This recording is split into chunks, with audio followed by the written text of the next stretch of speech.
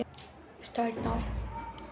कि एक बाप नहीं चाहता उसके घर में एक बेटी आए, कि एक बाप नहीं चाहता उसके घर में एक बेटी आए, जो सिर्फ वो दे सकती है ऐसी खुशियों की बेटी आए। वो नहीं चाहता उसके घर में भी एक परी हो, जो नन्ही सी मुस्कान लिए सामने खड़ी हो।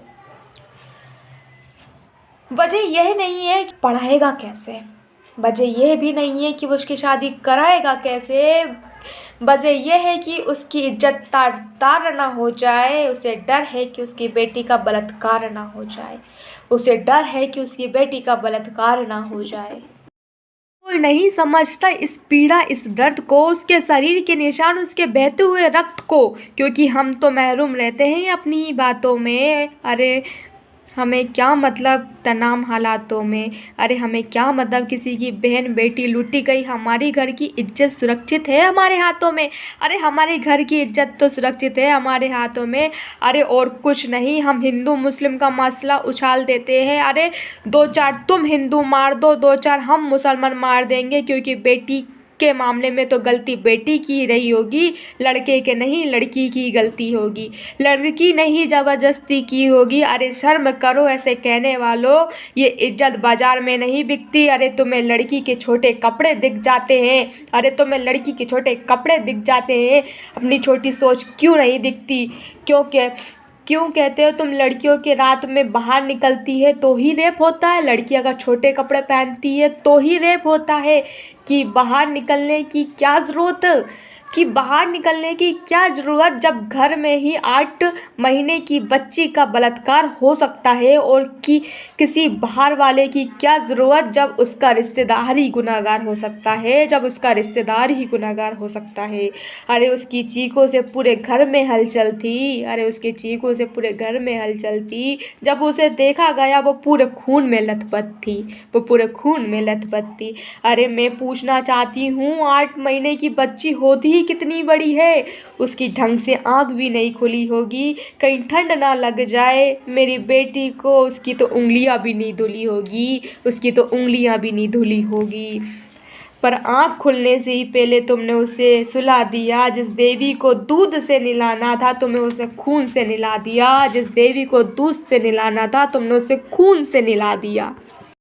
अरे उसे देख तो उसकी आत्मा भी डर गई थी, अरे उसे देख तो उसकी आत्मा भी डर गई थी। उस दिन एक बेटी नहीं पूरी इंसानियत मर गई थी। पर ना जाने तुम्हारी सोच किस विराग में बैठी है, शायद तुम भूल जाते हो एक जवान बेटी तुम्हारे घर में भी बैठी है, शायद तुम भूल जाते हो।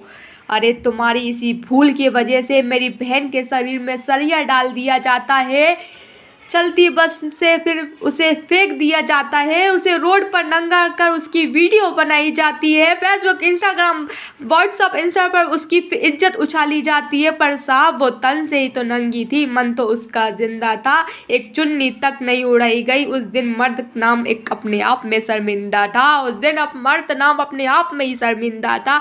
उसके कातिल फिर जेल से यूं ही निकल जाते हैं, वहां से निकल फिर एक बस में चढ़ जाते हैं, ताकि फिर कोई बहन उसके बस में सवार हो सके, ताकि फिर कोई दामनी उसके हवस का शिकार हो सके, फिर ताकि एक और दामनी उसके हवस का शिकार हो सके।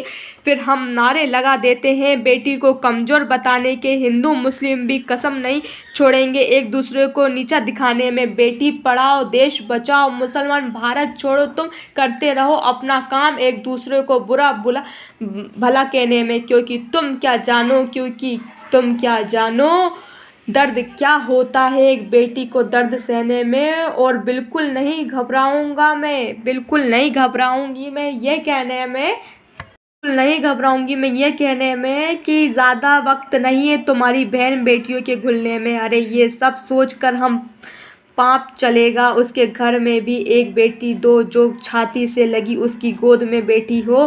पर अब और नहीं, अब हम आदमी को ठोकना होगा आतंकवादियों से पहले, इन जन जागीरियों को रोकना होगा। अब नारे नहीं लगाने हैं इंसाफ के, अब अरा नहीं लगानी दूंगी, इस बिगड़ी हुई होगी सरकार से। अरे अब तो खुद ही सब्र की सीमा लागनी होगी, अरे अब तो खुद ही सब्र की सीमा लागनी होगी।